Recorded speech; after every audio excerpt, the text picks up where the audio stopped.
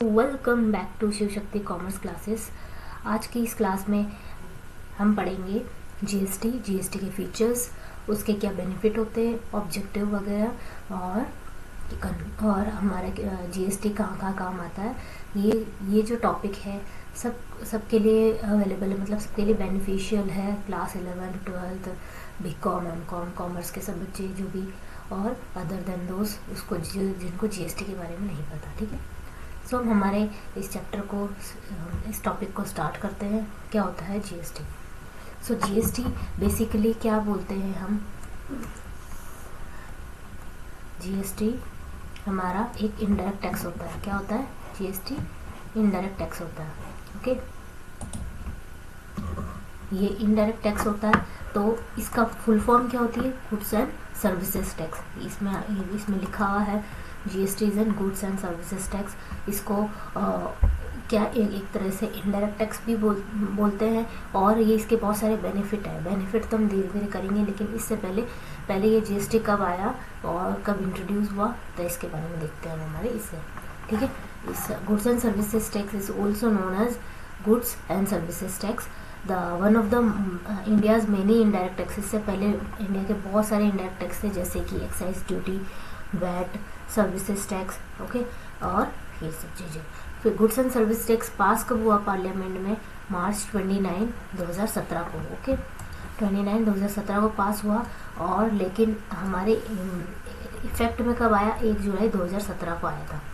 अब ये जब कंट्री ने इसको लेजिस्लेशन मतलब नियम बना दिया, उसका कानून बना दिया।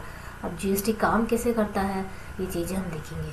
बिल्कुल वन बाय वन हम चीज़ों को देखेंगे और पढ़ेंगे।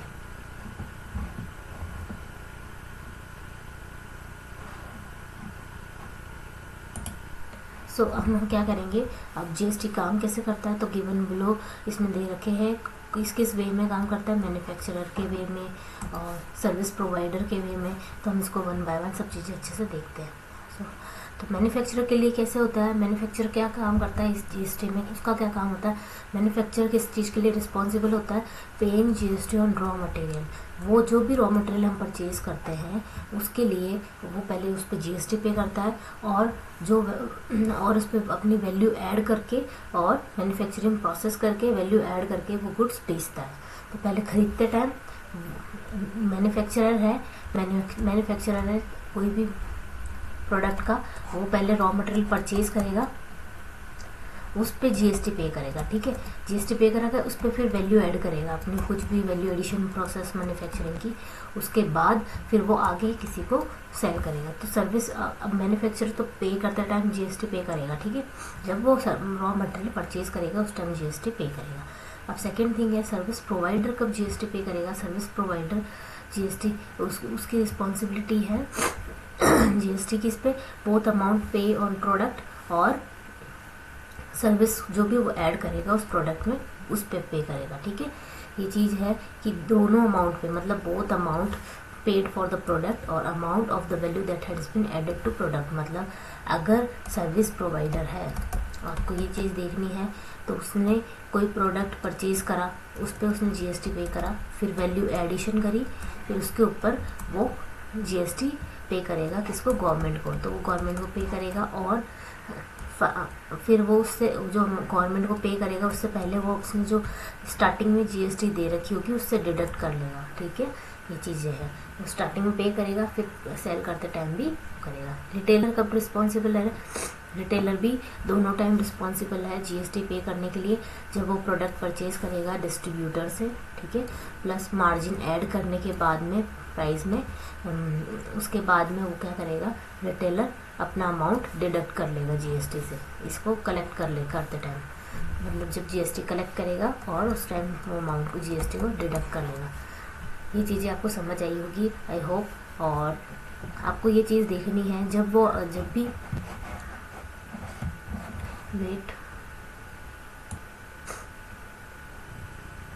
आपको ये चीज़ें देखनी है। मैन्युफैक्चरर जब वो प्रोडक्ट खरीदता है उस टाइम वो जीएसटी पे करता है, उसके बाद उसमें वैल्यू एडिशन करता है, उसके बाद वो सेल आउट करता है। जब सेल करता है किसी को, मैन्युफैक्चरर किसको, रिटेलर को, ठीक है, या होलसेलर को, तो उस टाइम वो जीएसटी क्या करेगा, कलेक्ट करेगा, मतलब जिसको भी बेचेगा तो कलेक्ट करेगा। तो उसने स्टार्टिंग में जो जीएसटी पे करा होगा उससे वो अपना अमाउंट डिडक्ट कर लेगा कि मैंने अगर 100 रुपये रॉ मटेरियल पे परचेज करे, उसके ऊपर वैल्यू एडिशन करी और उसके ऊपर फिर उसके बाद जीएसटी चार्ज होगा फाइनल प्रोडक्ट पे। तो जीएसटी चार्ज होने के बाद उसने जिस पे अमाउंट पे पहले जीएसटी दिया होगा उस पे पहले उसको डिडक्ट कर लेगा। इसको बोलते हैं क्रेडिट अवेलेबल। तो सबको क्रेडिट मिलेगी। तो फाइनल प्रोडक्ट पे जो जीएसटी लगेगा तो टैक्स ऑन टैक्स नहीं लगने वाला। तो ऐसे ही सर्विस प्रोवाइडर के केस में भी ऐसे ही होता है। दोनों के केस में मतलब जब प्रोडक्ट खरीदते हैं उस टाइम भी जीएसटी, और जब उस पर वैल्यू एडिशन करते हैं उस टाइम भी हम जीएसटी पे करते हैं।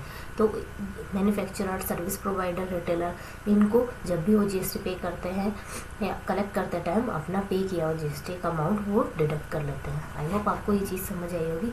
अब काइंड ऑफ जीएसटी होती है, हम काइंड ऑफ जीएसटी में देखते हैं हमारे CGST होते हैं, SGST होते हैं, IGST होते हैं और union territory goods and services UTGST। अब CGST इसके नाम से ही पता पड़ रहा है, कोई भी गुड्स एंड सर्विस प्रोवाइड करी हमने जो सप्लाइड करी विद इन स्टेट में। कहाँ करी? विद इन स्टेट में। और SGST, CGST तो ये हो गया। SGST क्या हो जाएगा हमारा, यहाँ पे SGST आएगा, यहाँ पे प्रिंटिंग एरर है, ठीक है। यहाँ पे क्या होगा, जहाँ पे गुड्स एंड सर्विस प्रोवाइड करी हमने विद इन स्टेट, ठीक है, ये printing error, with in state में हमने गुड्स एंड सर्विस प्रोवाइड करी उसको बोलेंगे SGST। और ये विद इन स्टेट में ये आएगा इंटर स्टेट आएगा, ठीक है, इंटर स्टेट मतलब हमने स्टेट के बाहर गुड्स एंड सर्विस प्रोवाइड करी तो वो आ जाएगी हमारी SGST। और इंटीग्रेटेड GST ये GST है जब हम गुड्स एंड सर्विस प्रोवाइड करेंगे यूनियन टेरिटरी के विद इन यूनियन टेरिटरी, ठीक है। आपको यूनियन टेरिटरी आपको ये देखना है। इंटीग्रेटेड IGST ये हमारा क्या होगा, विद इन यूनियन टेरिटरी के लिए ये UTGST होता है, इसके लिए ये होता है UTGST। इंटीग्रेटेड GST, IGST हम इंटर स्टेट ट्रांजैक्शन करते हैं जब हमारा होता है। ये दोनों चीज़ों को आपको एक बार वापस देख लो कि CGST एंड SGST किसके लिए होता है, हमारा विद इन स्टेट में अगर हम करते हैं, ठीक है, गुड्स एंड सर्विस प्रोवाइड करते हैं विद इन स्टेट, ठीक है। इंटीग्रेटेड GST में हम क्या करते हैं, आउटसाइड स्टेट, कोई भी आउटसाइड स्टेट, ठीक है। अब UTGST में हम क्या करते हैं, with in union territory, with in UT के अंदर हम सर्विस को प्रोवाइड करते हैं, ठीक है। ये चीज़ हो गई। अब हम क्या करेंगे, हमारे ऑब्जेक्टिव, GST के ऑब्जेक्टिव देखते हैं। GST का ऑब्जेक्टिव क्या है, ये GST क्या रहेगा, ये वन नेशन वन टैक्स को प्रमोट करती है, मतलब एक ही इनडायरेक्ट टैक्स होना चाहिए और एक ही टैक्स होना चाहिए, एक नेशन पे एक टैक्स, ठीक है।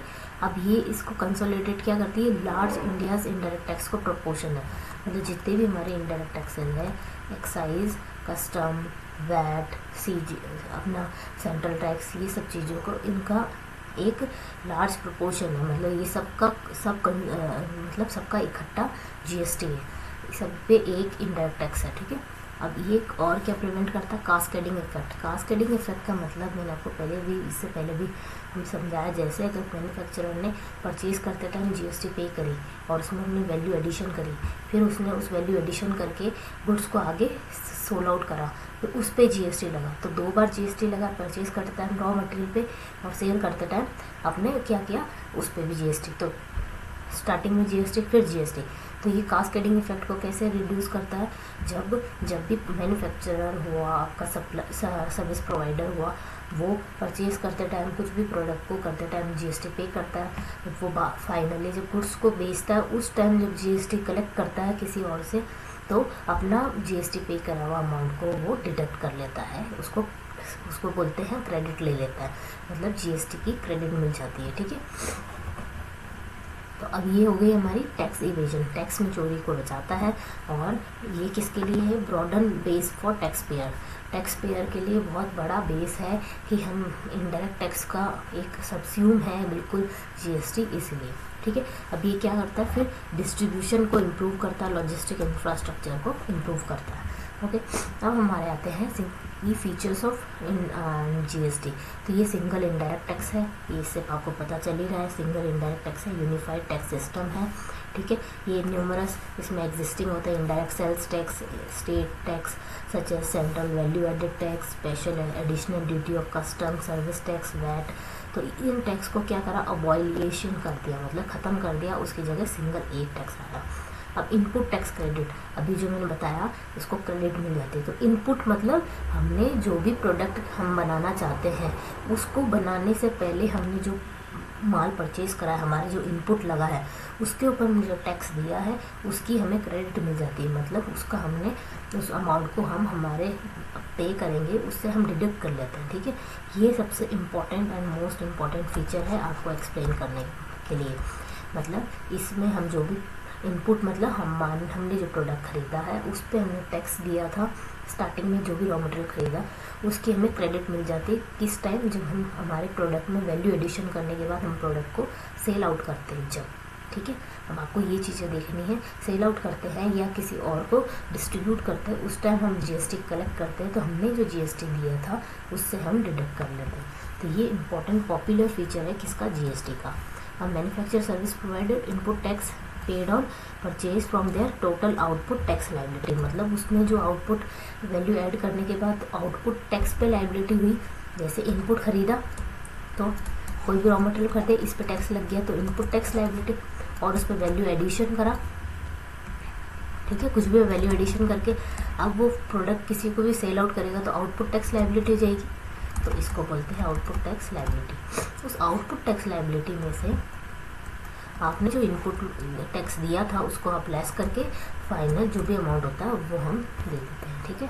अब जीएसटी कंपोजिशन स्कीम क्या होती है, GST composition scheme small traders के लिए होती है, स्मॉल मैन्युफैक्चरिंग ट्रेडर्स इंटरप्राइज के लिए होती है, जो जिनकी टर्नओवर 1.5 करोड़ के होते हैं। नॉर्थ ईदर्न स्टेट में सबके स्टेट वाइज सबकी लिमिट अलग होती है, ठीक है। तो उनको क्या करना पड़ता है, जैसे उनको टैक्स की लिमिट होती है कि आपको किसी भी तरह का रिटर्न फाइल करने की ज़रूरत नहीं है। आपका टर्नओवर अगर इतना है 1.5 करोड़ तक है तो आपको क्या करना है, सिर्फ और सिर्फ फिक्स रेट ऑफ जीएसटी देना है। तो 1%, 5% आप इसमें लिख रखा है और 6%, ये बेस ऑन बिजनेस और द टर्नओवर की स्कीम पे है। सबकी स्कीम अलग अलग है, ये बहुत डिटेल का पार्ट हो जाएगा, बस आपको इतना पता होना चाहिए जीएसटी कंपोजिशन में क्या होता है कि आपको कंपोजिशन मतलब स्मॉल ट्रेडर के लिए उनको बार बार रिटर्न भरने की ज़रूरत नहीं होती है। तो उनका अगर उनकी टर्नओवर फिक्स लिमिट तक हो जाएगी 1.5 करोड़ से, सबकी अपनी अपनी लिमिट है, उनको फिक्स % जीएसटी देना पड़ेगा। और 4 टियर जीएसटी मतलब हमारे जीएसटी के रेट 4 हैं, ये 5%, 12, 18 और 28, इन्हीं रेट के अकॉर्डिंग जितने भी प्रोडक्ट्स हैं उन पर जीएसटी लगेगा। सबसे ज़्यादा GST luxurious product, luxuries item पे जो 28% लगता है, ठीक है। 5% फॉर इसेंशियल है, ठीक है। आपको ये चीज़ ध्यान में रखनी है। मैंने इसेंशियल कमोडिटी और बहुत ज़्यादा जो इसेंशियल कमोडिटी है उस पर 0%, लेकिन इसके अलावा जो डेली यूज में उनके ऊपर अलग अलग परसेंटेज के अकॉर्डिंग रेट लगेंगे, ठीक है। अब बेनिफिट ऑफ जीएसटी में क्या है फॉर बिजनेस इंडस्ट्री, ये सॉलिड बिजनेस इंडस्ट्री के लिए जीएसटी किस लिए बेनिफिट है उनके लिए, तो ये सॉलिड आईटी इंफ्रास्ट्रक्चर को बिल्ड करता है, बिल्ड करता है। ऑनलाइन सर्विस किसके लिए होती है, ये टैक्स पेयर के लिए, जिसमें रजिस्ट्रेशन, रिटर्न और पेमेंट होती है, ठीक है। सिंपल है ये बिल्कुल। तो आपको ये ध्यान में रखना, बिजनेस के लिए क्या है, सॉलिड आईटी इंफ्रास्ट्रक्चर मिल जाता है उनको टैक्स पेमेंट के लिए। आईटी मतलब इंफॉर्मेशन टेक्नोलॉजी। और सेंट्रल एंड स्टेट गवर्नमेंट का क्या है, इन्होंने मल्टीपल इनडायरेक्ट टैक्स को हटा के एक टैक्स बना दिया, तो उनके लिए ईजियर हो जाएगा एडमिनिस्टर करना, मतलब उनको संभालना कि कौन कौन सा अलग अलग टैक्स कलेक्ट करने से पहले एक ही टैक्स कलेक्ट करना है, ठीक है।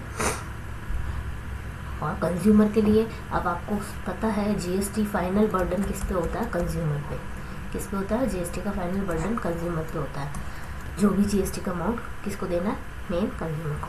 अब मोस्ट इम्पॉर्टेंट, ये numerous time by the central government and state government which incomplete और no ITC provided various level of value addition. तो ये आईटीसी मतलब इनपुट टैक्स क्रेडिट का बेनिफिट किसको नहीं मिलता, कंज्यूमर को। क्यों, फाइनल जो बर्डन जो प्रोडक्ट कंज्यूम करेगा उसको जीएसटी पे करना पड़ेगा, तो जो कंज्यूम करा उसको इनपुट टैक्स क्रेडिट का बेनिफिट नहीं मिलेगा, ठीक है। अब one tax overall tax burden इसमें भी लिखा कि burden on most commodity will be reduce due to efficiency gains, leakage prevention, benefiting consumer. तो जो भी टैक्स बर्डन है जो मोस्ट कमोडिटी पे लगाए हुए हैं वो किस लिए रिड्यूस हो जाते हैं, ताकि हम कस्टमर को बेनिफिट दे सकें, कोई प्रिवेंशन से बच सके, है ना। ये चीज़ें हमारी कंज्यूमर के लिए बेनिफिशियल है, ठीक है। अब आपको ये चीज़ ध्यान रखनी, आईटीसी इसमें प्रोवाइड नहीं होगी, वैल्यू एडिशन नहीं होगा, मतलब इसमें हम कंज्यूमर को आईटीसी नहीं देते हैं, ठीक है। ये चीज़ें होगी आपके लिए। अब कंक्लूजन क्या है इसका, कि ये जीएसटी है several elements that have already provided game changer for the Indian economy despite the fact that there is still much work to be done. Industry, consumer and government have already begun to reap the benefit which are projected to become much more widespread in future। अब ये GST बहुत बहुत बहुत game changer है सबके लिए, economy के लिए, इंडियन इकोनॉमी के लिए। फिर भी इसमें बहुत सारा काम हो चुका है और हम क्या करेंगे, गवर्नमेंट आगे भी इसमें बेनिफिट देती रहेगी, क्योंकि नए नए इसमें चेंजेस आते रहते हैं, प्रोविज़न आते रहते हैं, ताकि सब लेवल वाले manufacturer, trader, small supplier, service provider को क्या मिले, बेनिफिट मिले। आई होप आपको ये चीज़ें समझ आई होगी। आपको ये जीएसटी का बेसिक ये सब बेसिक है, इसमें बहुत एडवांस लेवल होता है, ये उन सब के लिए है जो जीएसटी का मीनिंग, जिसको थोड़ा बहुत भी नहीं पता, जिसको थोड़ा जानना है जीएसटी होता क्या है, कैसे इनडायरेक्ट टैक्स लगता है, कैसे, ठीक है। तो आई होप आपको चीज़ें समझ आई होगी। वीडियो अच्छी लगी तो लाइक करें, शेयर करें, सब्सक्राइब करें। Thank you.